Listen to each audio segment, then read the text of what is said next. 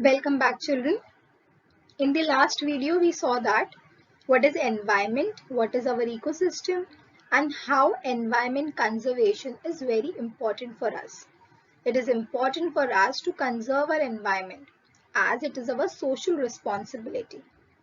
Now, there are many things that people have done to conserve the environment. One such man in the conservation of the environment was Jadav Molai Payeng. His story is really motivating. We can learn from the story of Jadav Molai Payeng that positive attitude towards environment, hard work with patience, and a single person with determination can establish a new forest. You will read this thing and you will understand that how this person made forest on his own. That is, he protected the environment on his own. That is the story of Jadav Molai Payeng. He planted an entire forest on his own and he even received the Padma Shri award. And his hard work was around of 30 years. And after 30 years, he got reward for his work. So from this story, we can learn that it's not necessary that for a change, all the people are important. Even a single person, even us on our own, can do something for our environment. Another important thing to conserve an environment that people can do is by forming sacred groves. Now, sacred groves are the forests which are conserved in the name of God and they are considered to be sacred and so they are called as the sacred groves. Now, the sacred groves are in fact sanctuaries, but they are conserved by the society or the community of that place. And the government has no role in it. It is not protected by the government or by the forest department. They have been considered as the sacred places and they are conserved in the name of God. They have a special protection. These clusters of thick forest are present not only in Western Ghats of India but in entire country. More than 13,000 sacred groves have been reported in India. They are also called as Deorai in various languages. And because of the god, people do not cut these trees. This helps in the conservation of these trees and indirectly it is conserving the environment. So we are conserving environment in the name of God, as when if you will put God in between anything, then people are more concerned about it.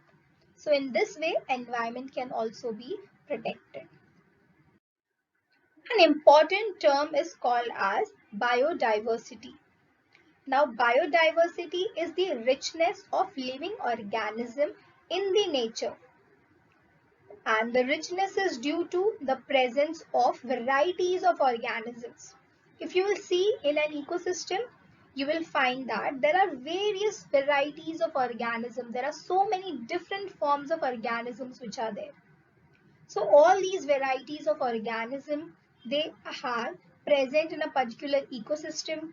They have various genetic variation in those species. Even in one species only, there are variations which are present. If you will see lions, there are variation in lions. That is, there are genetic variations also. So biodiversity occurs at three levels. You will understand the three levels of biodiversity. First is the genetic diversity. That is, those things which are genetically same. For example, the occurrence of diversity among the organism of same species is genetic diversity. For example, each human being is different from the other because we all have different genetic materials in us. We all have different genetic features because of which we look different than others. we act different than others. It is all because of genetic diversity. So this is called as the genetic diversity. It also happens in animals. Next is the species diversity. Now there are crores of species of organism that occurs in the nature. This is called as the species diversity. Species diversity include various types of plants, animals and microbes. All this thing together, they are called as the species diversity. Next is the ecosystem diversity. Now in one place also, there are so many different types of ecosystem. Pond ecosystem will be different, lake ecosystem will be different, forest ecosystem will be different, and mangrove ecosystem will be different. So many ecosystems are present in one region. Ecosystem is formed through the interaction between the plants, animals, their habitat, their changes in the environment. Each ecosystem has its own characteristics of animals. They depend on each other.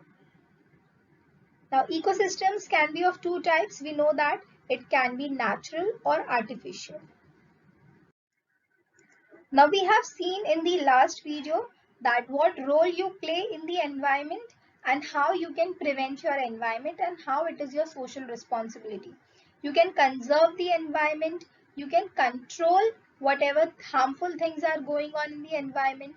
You can produce new things to protect the environment. You can preserve the environment by various things. You can find out the remedies to prevent the environment. You can also create awareness among the people. You can educate the people about the role that they play in the environment. So all these things are the responsibility of each and every citizens. In detail about all the responsibilities, we have talked about this in the last video. Now there are some wild animals, or you can say there are some species which are threatened. That is, they are either on the verge of extinction or they will be extinct.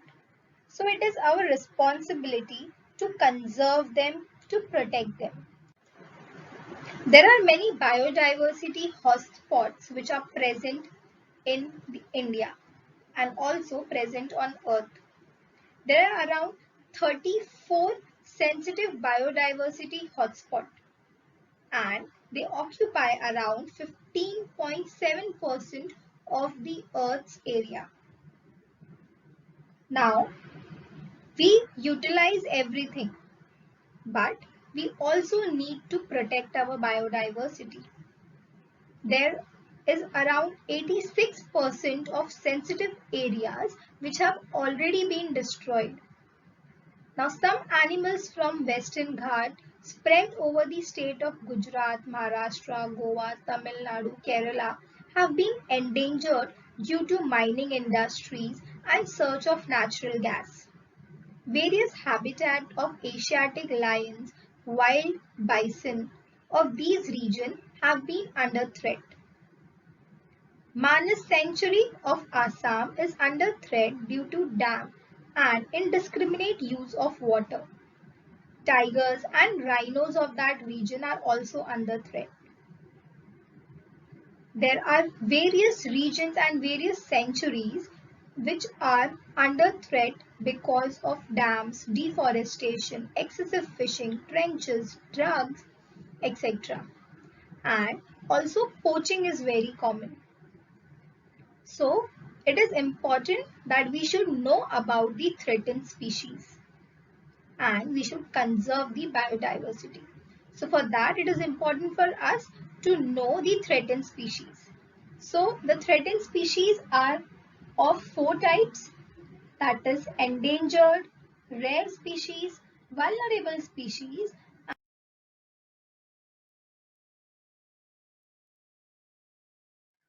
and indeterminate species. Let's understand the first one, that is endangered species. Now endangered species are the species whose number has already declined or their habitat is shrunken. So they are on the verge of extinction. And if we do not conserve them, they will surely be extinct in the coming future. Example, lion-tailed monkey or the florican. Next type is the rare species. Rare species are already less in number, and on that, these species have also declined. So, these organisms can become extinct very fast as already their number is less. Example, the red panda or the musk deer. The third is the vulnerable species. Now the vulnerable species, these organisms are declining very fast and currently we have very less number of these organisms. So these animals are included in the vulnerable species as they are continuously declining and people even hunt these animals. Examples are tigers and lion.